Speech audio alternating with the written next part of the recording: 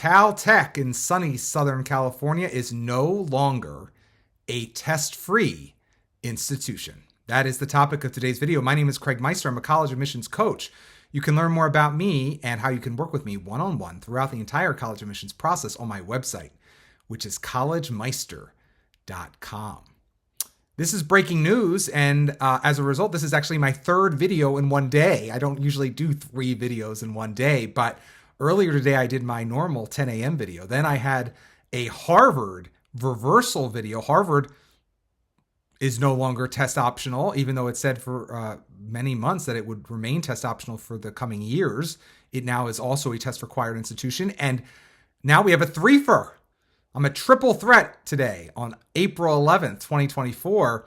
Caltech was test blind, also known more politically correct as test free. And it is no longer test free. It is no longer test blind. As of the 2024-2025 admissions cycle, Caltech, the esteemed institution in sunny Southern California, Pasadena, I believe to be exact, is going to be test required again because, so says its executive director of admissions, that basically they were seeing 95% of their most recent applicants, even though they don't look at their test scores in a test blind or test free environment, they do require the students to let them know later if they took the test or not, and maybe even share the scores at a later point.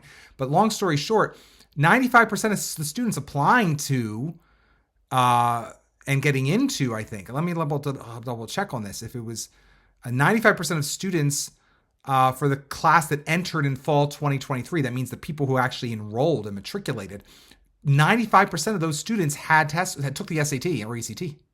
So basically they're saying at Caltech, look, most of our applicants who are getting in anyway are doing it. We're back to requiring it. So there you go. Caltech has made clear that it will continue to, quote, look for students who are unabashedly and overwhelmingly passionate about STEM and have showcased a clear alignment with our research mission. With this decision, we remain committed to our review process that seeks to identify these most promising STEM scholars. Standardized test scores provide one additional data point in our holistic review process, end quote. That is a quote, by the way, of Caltech's Executive Director of Undergraduate Admissions, Ashley Pally. And she also notes that, quote, Caltech has a distinctive approach to undergraduate admissions that involves both professional admissions staff and faculty. Our faculty are scientists and engineers who always consider all available data. And in science, we would never dismiss a variable. Well, that's interesting because they've dismissed a variable for the last few years, but that's my comment. She didn't say that. Recognizing that more than 95% of our enrolling students have that testing variable, fewer than 10 did not. The admissions reviewers should be able to see it and use that data in the context of the unique circumstances and experiences of students, Pally added. I will add that in the official announcement, Caltech's Provost, David Terrell, noted the following, quote, we are proud of the students we've enrolled over the last several years and confident in the steps we've taken to enhance our ability to identify students who will succeed at and beyond Caltech, end quote. So another one bites the dust.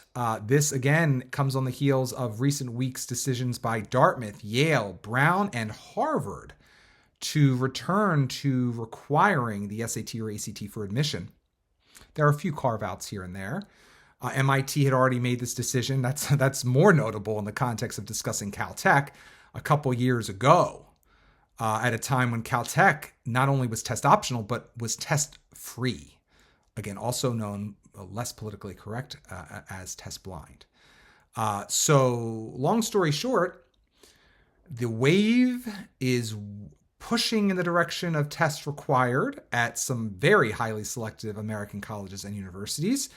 But at others, like Columbia, for instance, has indicated that it will remain test optional in perpetuity. So you, as a consumer of an undergraduate education, have to be very careful about which colleges do and which colleges do not require the SAT or ACT, so you can determine what you want to share and what you don't want to share, so as to put your best foot forward on whatever college applications you are completing.